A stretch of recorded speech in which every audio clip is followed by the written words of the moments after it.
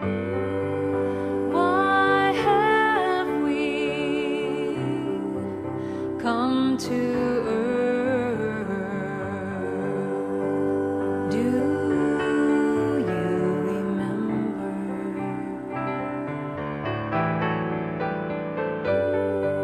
Why have we taken birth? Do you remember?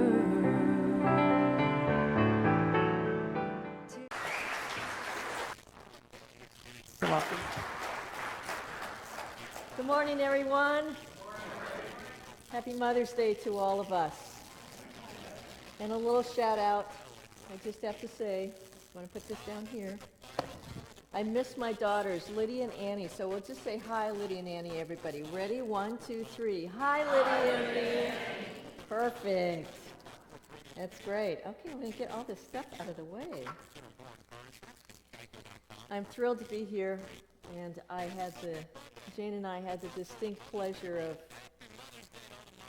being blessed by the presence of some of your congregants yesterday in the workshop, and wow, you all are extraordinary. If those people yesterday are any representation of all of you, you are in a blessed community and should have so much to be grateful for. So thank you for having us here. It's an honor. God is. We know that, and I have to find the reading now. Around here somewhere. I had another beginning, but when Damien said the reading this morning, I said, oh, that's better than anything I have. So spiritually, we are the offspring, the manifestation or emanation of a universal wholeness. Isn't this magnificent? This universal wholeness is in us in a very true sense of the term, because as the originating principle of life, we have God, or universal spirit, out of which anything and everything is made. And I say, anything and everything is possible. Therefore, everyone is truly born of God. We are each and every one of us a divine emanation of spirit, just as we are. God is expressing God's self through us, as only God can express through each one of us individually in unique ways, just the way you are. Isn't that magnificent? Just look around and see the magnificence that's here today, which is God incarnate in each one. Look around. It's okay. I'm not going to leave. Each one of us is a divine, perfect idea of God expressing God's self through us. And I say that when we take actions consistent with who we truly are, we are caring for our soul. This caring for our soul is having us allow the divine idea to grow and evolve to the next layer, a next stage of our evolution, to be more of who we are as God's beloved. I believe deeply in my soul, and I've been doing this work a really long time, that each and every one of you have a unique gift to give to the world, a gift that is so yours. It's based on your skills and abilities and talents and education and passions. This is a gift that you have that nobody else has, and nobody can do it the way you do it. And the world is longing for it, just the way you do it. Deepak Chopra says it this way: the seventh spiritual law of success is the law of Dharma. Dharma is a Sanskrit word that means purpose in life. The law of Dharma says that we have taken manifestation in physical form to fulfill a purpose. The field of pure potentiality is divinity in its essence. and the divine takes human form to fulfill a purpose. According to this law, you have a unique talent and a unique way of expressing it. There's something in the world that you can do better than anybody else in the whole world. And for every unique talent and a unique expression of that talent, there are also unique needs. When these needs are matched with the creative expression of your talent, that is the spark that creates affluence. Expressing your talents to fulfill needs creates unlimited wealth and abundance. This unique gift that you are, this unique gift that you have to give, is there. And we know this truth, that as Ernest Holmes would say, the beliefs which we have accepted are continually being brought forth into our experience. Your thinking is the mold of your experience. And yet I can hear some of you saying, but Karen, you don't understand. I can't do that. I have to do this. Or I can't make money doing that. And that's the bad news. Because we just know that the beliefs which we have accepted continually being brought forth in our experience. Your thinking is the mold of your experience, and if you have just said, I can't do that, then guess what? That's the bad news and the good news. So that we know that the spiritual truth, as Reverend Marcia Sutton says, what you believe, you receive. So a little bit about me, beyond what lovely words have already been spoken. I grew up in a farm 7 miles outside of Loveland, Colorado. We were basically tenant farmers. We didn't have inside plumbing until I was in 3rd grade. My dad worked really hard. We raised wheat and alfalfa and barley. We had a dairy farm, and we had chickens. I saw my dad get up at 4:30 in the morning and go out and milk the cows. Then he'd come in and he'd have breakfast. Then he'd go out into the fields and he'd come in and have lunch. Then he'd go out in the fields and he'd come home for dinner. And then he'd have to go milk the cows again because the cows get milked twice a day. And then he'd fall asleep in his easy chair. And then 4:30 the next morning would come again. And he'd do it all over again. If you're a wife of a farmer with no inside water and no gas stove, my mom would take logs and heat water on the what do you call that, stove? And she would these big containers of water she would heat, wrestle them outside to the wringer washer and wash our clothes. My mom worked really hard.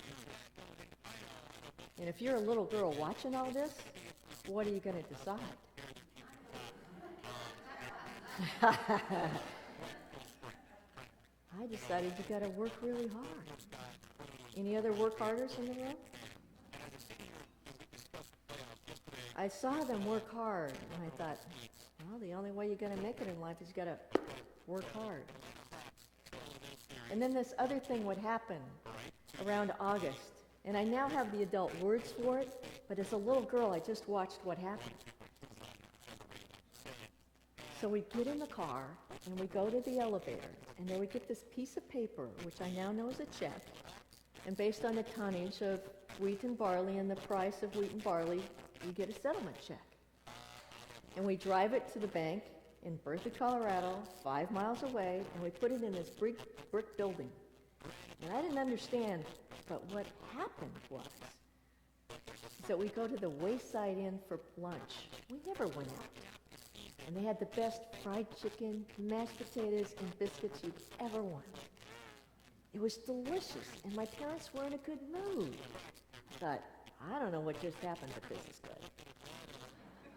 But then, we go out for an ice cream cone after that.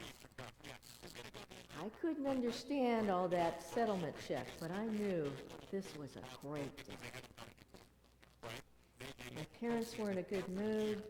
Life was good. And then something would happen about January, February, March. And it was kind of, you know how you can kind of sense as a little kid when things are kind of tense? And my dad would be at his desk, and it seemed like forever. My mom would be watching off in the kitchen. And at some point, he'd throw down his pencil, he'd push away from the desk, and he'd say, well, I guess we'll just have to go to the bank and borrow money till the crops come in again.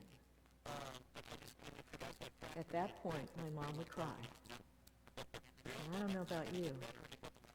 I hated it when my mom cried. So I decided the second thing, that not only do you have to work hard, it's never going to turn out. And you could see a little girl with this kind of background would think that, right? So what did I do? I put myself through college. I started working at 16. I got a job right out of college. And I worked hard, and he'd want to hire me because I'd come in early, I'd stay late, I'd work through lunch, whatever. I was working hard. And then I got laid off one day. And I'd already taken the coursework to become a certified financial planner. But then I was balancing well, should I go back and be a HR director, which I know how to do, but I really don't like? Or should I be a financial planner, which I'd be starting from nothing? Gee, which one should I do? Anybody ever faced that one? So I was in my chair looking out over the Arboretum, which is this beautiful sanctuary of trees in Seattle. I was alone in the house, and I'm thinking, what am I going to do? Should I do this? Should I do that? What should I do with my life?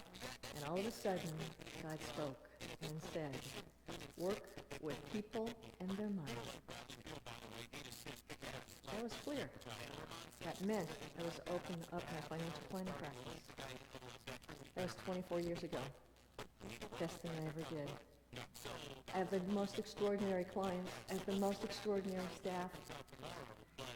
And that's led me on a journey of ways that I would not think possible. I was asked to write a book. Nobody gets asked to write a book. Everybody wants to write a book. But that's God. Because you know why? Because I said yes. I listened, I heard, I asked, I listened, I heard, and I said yes. And when we say yes, God's like, skippy, skippy. Because then God can do God's work through us as only God can do. And things happen beyond your wildest imagination because we have a finite mind of what we think is possible. And God is like, oh my goodness, everything is possible. And you've said yes. Now we're off to the races. In this journey, there have been things that have been challenges, but every one of them, all I had to do was ask God, what's to be done now? And there was always a solution. But it's not just me. I've had clients over the years that have moved and inspired me to tears. Michael came in one day. He used to be a programmer for Microsoft. And he came in and he just looked downtrodden. I said, Michael, you don't look so good. What's up? He goes, I hate my job. I hate my job. I don't want to do it anymore. I said, well, okay, what would you do? And he goes, I want to do my art. And you know when somebody says, I want to do your art, you kind of, well, I wonder if they're any good. Come on. Really? And I said, so, do you have any, what kind of art would you do? And she goes, oh, I do oils. And he goes, and I brought my portfolio just so you could see. He opened up the portfolio, and he's a mathematician, and he paints the visual representation of mathematical algorithms. His work is extraordinary. And I said to him, after I looked at his portfolio, Michael, you have to go to Microsoft and quit this afternoon. And he said, Karen, you're my financial planner. And I said, Michael, you must quit. He quit, not that day, but 2 weeks later. His work has been shown in Seattle, Boston, Scottsdale, internationally, New Orleans, and at the Rotunda Gallery at the National Academy of Sciences in Washington, D.C. This is what happens when you say yes. And then there was Richard, who came in one day, and he was retiring. But he was young and he's vibrant and alive. And I said, Richard, what are you going to do with your life? You've got too much time on your hands. He said, well, you know, I really like writing, and there's really something about teenagers, young adults. I just don't know how to put it together, but there's something there. I said, well, I have a suggestion. Why don't you go home and start writing about that? He did. He came back a couple months later and goes, I figured it out. He goes, I want to work with teens at risk and have them write in poetry what has happened to them so they can heal. He now is invited into youth detention centers, homeless centers, psychiatric hospitals where there is troubled youth. He's received the Mayor's Arts Award, and he's been acknowledged by the Bill and Melinda Gates Foundation as a Microsoft Integral Fellow.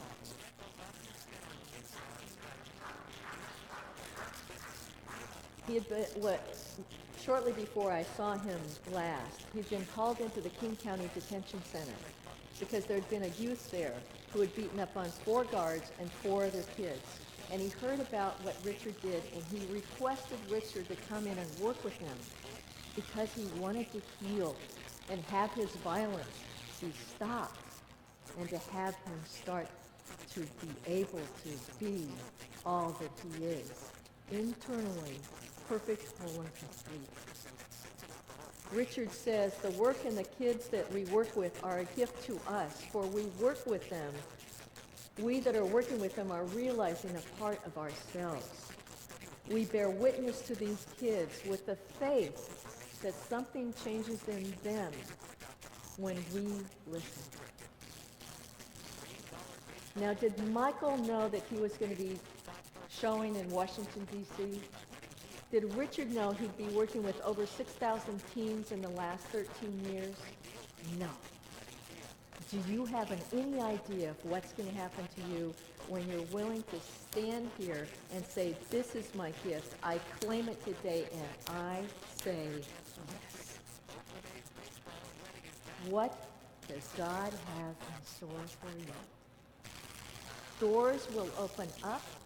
You will have insights and revelations beyond anything that you think is possible. We are re-gifting the gifts that we have been given. You were given gifts to give to the world, and we are going to re-gift them. We get up in the morning and we pray, God, how can I be used by you today?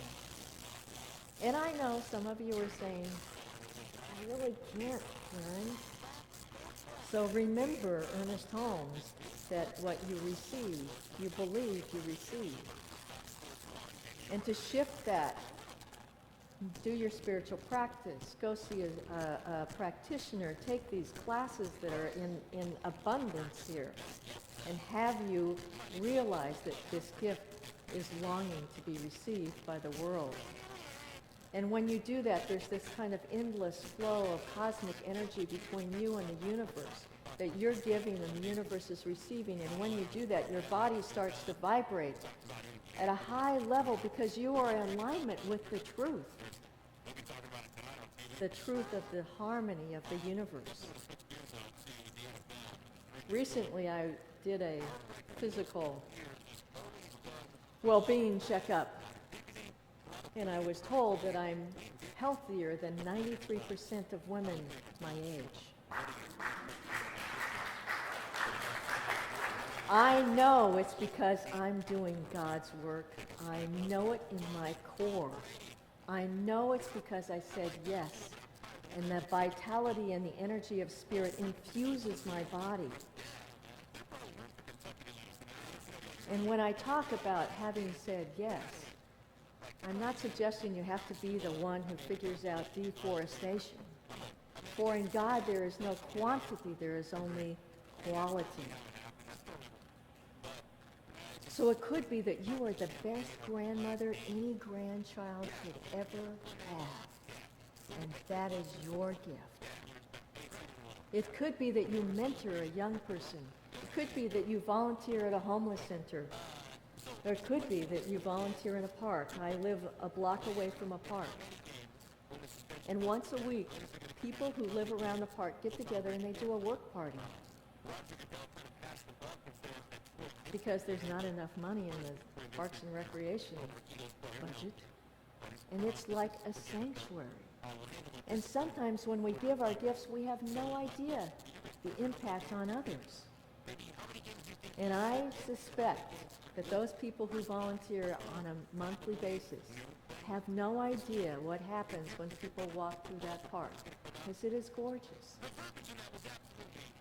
They see the flowers, they see the beauty, and perhaps when they walk through, by the time they're done, they're more at peace. They're breathing easier, and life looks a little better. So I ask you, what are you going to do to circulate your gift? What are you going to do to say yes to? How are you going to share your light? What are you going to give your life to? And remember, God's in charge of the how. You're in charge of saying yes. And when we do, I say, we're caring for our souls.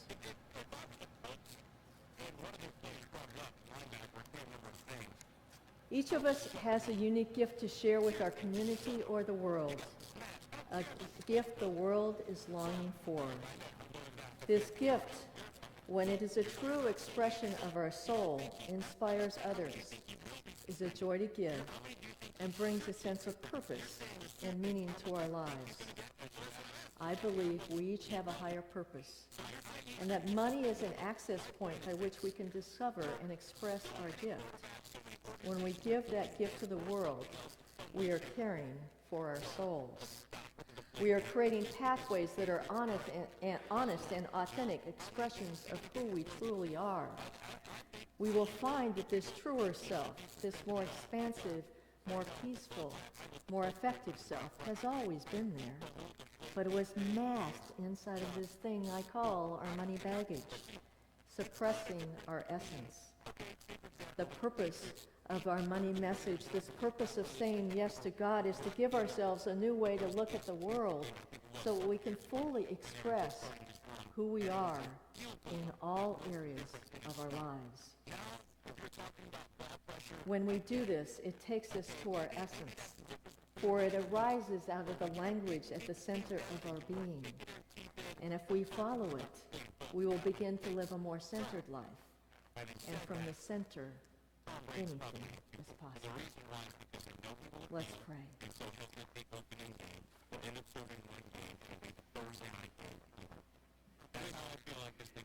There's only one power, one presence, God the good, omnipotent, omnipresent, omniscient, all-knowing, all-loving, all-wise.